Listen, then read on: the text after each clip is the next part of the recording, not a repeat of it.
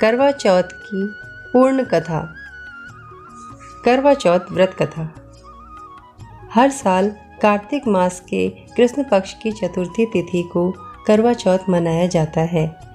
इस दिन सुहागिन महिलाएं निर्जला व्रत रखकर करती हैं करवा माता की पूजा। करवा माता प्रसन्न होकर सुहागिन महिलाओं को देती हैं अपना आशीर्वाद।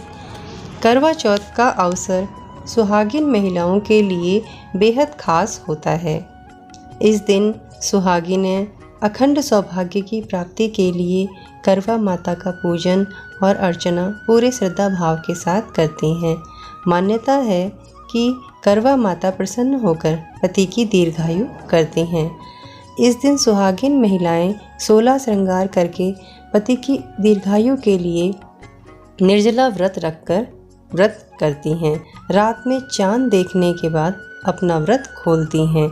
मान्यताओं के अनुसार इस व्रत में बिना कथा पढ़े यह पूजा अधूरी मानी जाती है।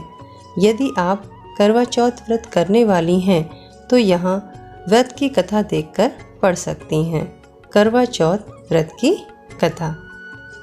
पौराणिक कथा के अनुसार इंद्रप्रस्थपुर में एक ब्राह्मण रहा करता था। साथ में उसका पुत्र और वीरवती नामक पुत्री भी रहा करती थी। वह पुत्री ब्राह्मण की बेहद लाडली थी।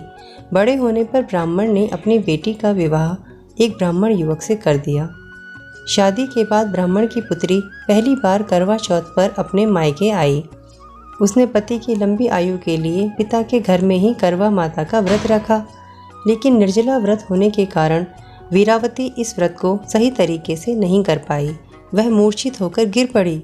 उसके मूर्छित होने पर भाइयों ने उसका व्रत खुलवा दिया।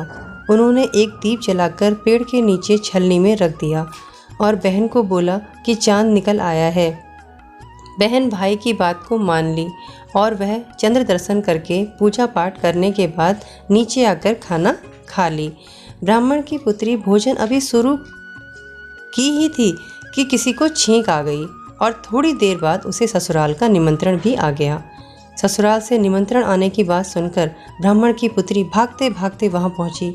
वहां जाने के बाद उसने देखा कि उसका पति मर चुका है। उसके परिवार के सदस्य पति के मृत शरीर के सामने व्याकुल होकर रो रहे हैं। ब्राह्मण की पुत्री की ऐसी हालत देखकर इंद्र देवता की पत्नी देवी इंद्राणी उसे सांत्वना देने के लिए वहां गईं। तब उन्होंने उसके द्वारा गलती को बताया और करवा चौथ के साथ पूरे साल आने वाले चौथ के व्रत करने को कहा। ब्राह्मण की पुत्री इंद्राणी की बात सुनकर ठीक उसी प्रकार सारे व्रत को करने लगी। इस प्रकार करवा माता प्रसन्न होकर उसके पति को उन्होंने पुनः जीवन दान दे दिया। करवा चौथ की सभी को शुभकामनाएं। Thanks for watching my channel मिलेगी मंजिल। Please like, share and subscribe my channel.